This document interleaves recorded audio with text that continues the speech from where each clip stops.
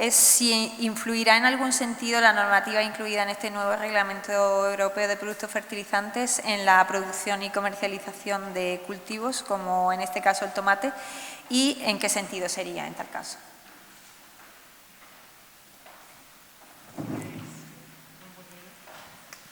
¿Se oye? Vale, perfecto. A nivel de producción, ¿cómo afectaría este marco europeo en la producción del tomate? Tenemos que tener en cuenta que van a venir esas limitaciones en el uso de fertilizantes y el uso de pesticidas, entonces nos va a llevar a cabo a tecnificarnos todavía más, hacer una fertirrigación de precisión, como hemos hablado esta mañana, para ir a darle al cultivo exactamente qué es lo que necesita.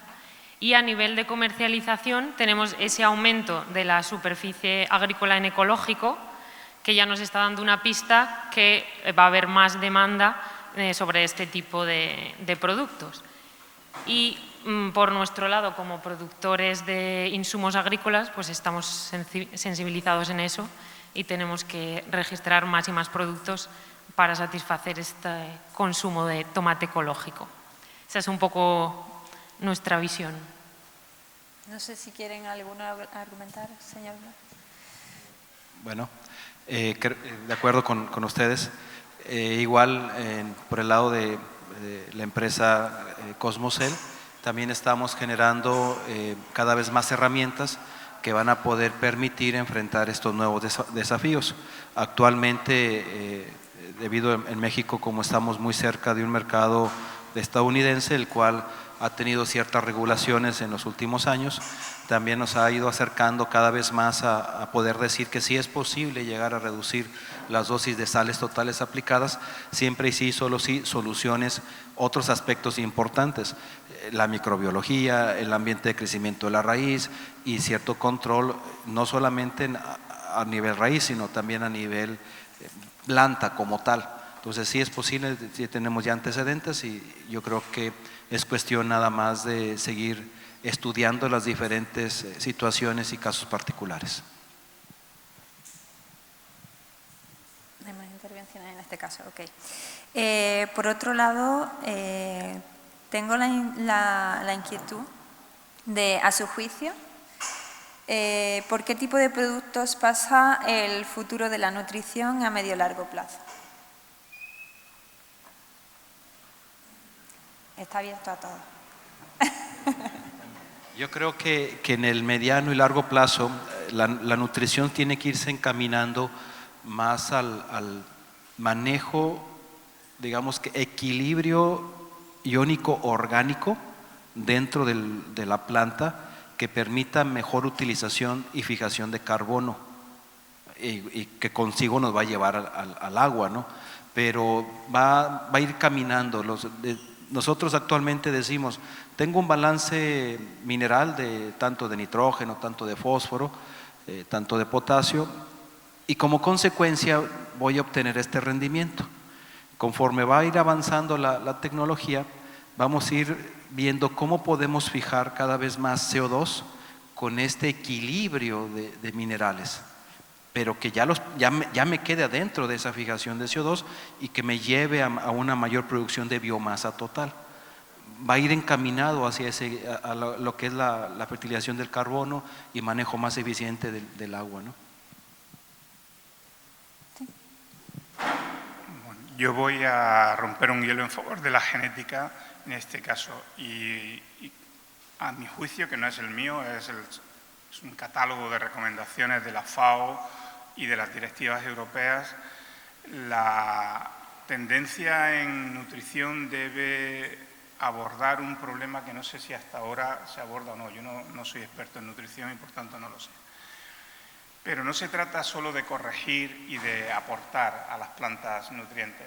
Se trata de que las plantas sean capaces por sí mismas de aprovechar los nutrientes y sobre todo de ser más eficientes en el aprovechamiento de esos nutrientes. Esto que ha comentado antes Magán me ha parecido fantástico, que lleva 2 años sin aportar fósforo, perdón, a su cultivo.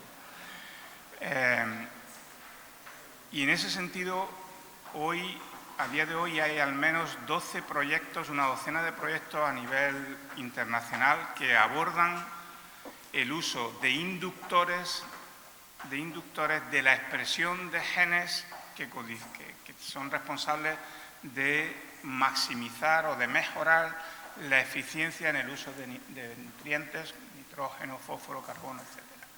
Es decir, a mí me parece que tenemos que procurar hacer a las plantas cada vez más capaces de ser productivas, igualmente productivas, sin la necesidad de tanto aporte del elemento en sí, sino de serlo utilizando los recursos que tiene. Y esto hay ejemplos ya fantásticos en cereales. Y por tanto, yo creo que el camino de las hortícolas va un poco por ahí. O sea, hay ejemplos maravillosos en girasol, en soja y en centeno de mínimos aportes de nutrientes, ¿vale? Por otro lado, ¿qué supone para la nutrición vegetal tradicional la introducción de nuevas técnicas y productos como los microorganismos como solución nutricional, de los que han hablado aquí esta mañana? La introducción de estos microorganismos a la agricultura pues va a suponer una tecnificación para los asesores o técnicos encargados de hacer este tipo de recomendaciones, para tener en cuenta que estamos trabajando con materias vivas, por tanto, pequeños detalles son los que nos van a maximizar la eficacia de esta inversión que está haciendo el agricultor. Pues, por ejemplo, el momento de aplicación, cómo está el suelo, hacer un riego antes, un riego después, este tipo de detalles, que ahora puede sonar un poco extraño, pero ya en el pasado nos hemos adaptado a este tipo de cambios, por ejemplo, con la agricultura integrada o con la introducción de control biológico mediante parásitos o insectos. O sea que este tipo de cambios estamos capacitados perfectamente para hacerlos, simplemente pues hay que tenerlo en cuenta. Ese es un poco nuestro punto de vista. No van a intervenir más. Sí, vale. Por otro lado, las preguntas que nos han ido llegando sobre la ponencia de Blas Ríos, comentan. Sabemos que la biofertilidad en los suelos de Murcia y Almería es prácticamente nula y además se utilizan prácticas que poco o nada favorecen esta biofertilidad. ¿Qué opina de la labranza del suelo y si beneficia a los microorganismos o los perjudica, en especial a las micorrizas? Sí, todo lo que es digamos que la oxigenación excesiva va en contra de los microorganismos porque normalmente oxidamos los compuestos orgánicos. Entonces, lo que tenemos que ir buscando es ese balance apropiado de ir dando condiciones de crecimiento a las bacterias y hongos benéficos.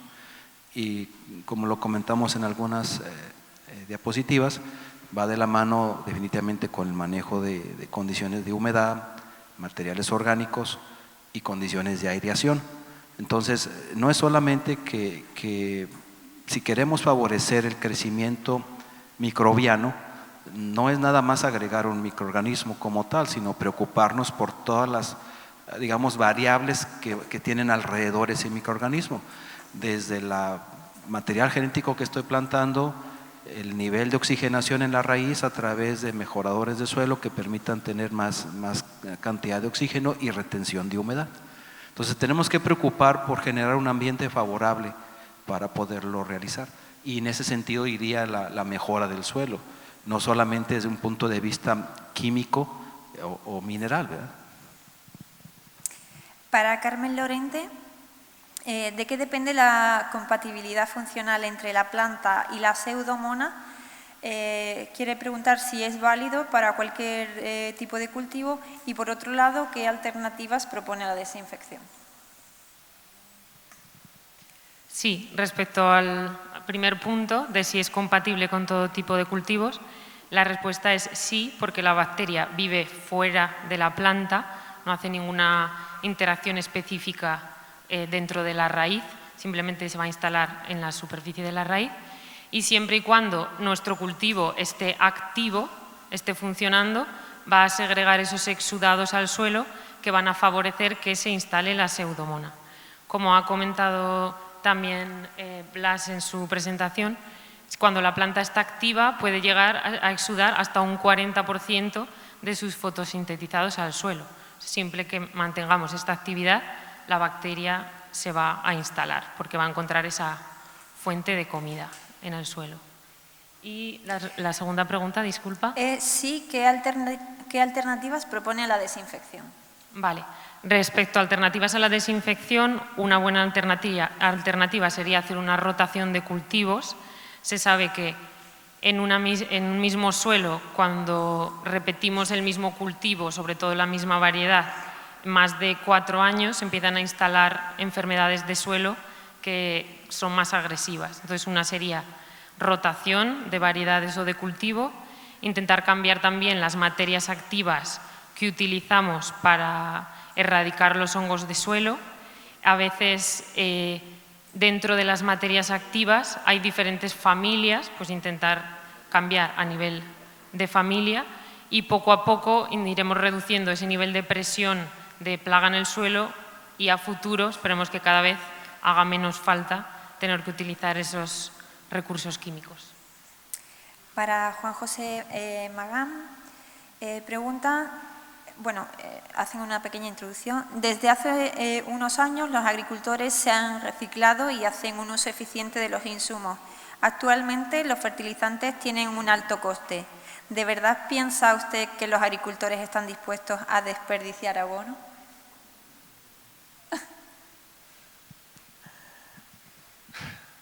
Bueno, ojalá, ¿no?